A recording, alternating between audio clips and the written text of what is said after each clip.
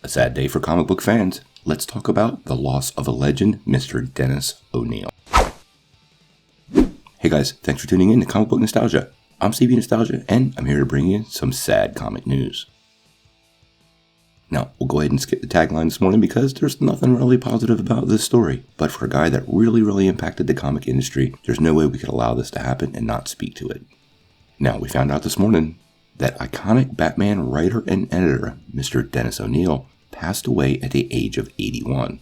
Now, he actually died on June the 11th, but his family notified the public today. His work on Batman is pretty legendary. He worked on Batman, Detective Comics, Batman Legends of the Dark Knight, as well as editing Batman's titles from 1986 to 2000.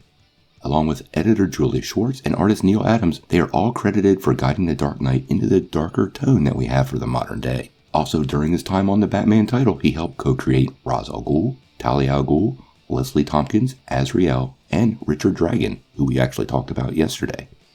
He also saw the revitalization of the Joker and Two-Face as modern DC villains. But probably his most famous comic book event was the death of Jason Todd. He actually oversaw the whole event and even the 900 number, which saw fans vote to kill off Batman's sidekick. But there's a ton of mystery that surrounds all that.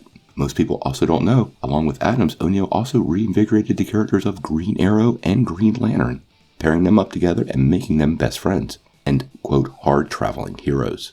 Now, if you remember the series, they actually toured the country and explored complex social and political issues that wasn't something comics took on directly. Usually it was nuanced or built into the storyline, but not so much here. He also did a little work over at Marvel, Spider-Man, Iron Man, and Daredevil, and was actually involved in the creation of Madam Web, Hydra Man, Obadiah Stane, Lady Deathstrike, and the concept of the Transformers, including, check this out, naming Optimus Prime.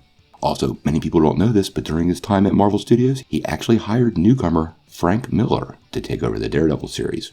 Pretty good call. My heart and our condolences go out to his family, who I'm sure are in a ton of pain right now. Us comic book fans appreciate what Denny brought to everybody, and he'll always be remembered. So what is your favorite piece of Denny O'Neil work? I gotta say, the death of Jason Todd, controversy or not, even making fun of it some on this channel, one of the best stories ever. And I gotta give the man a nod for hiring Frank Miller. There's some foresight for you. Tell me what you think in the comments below.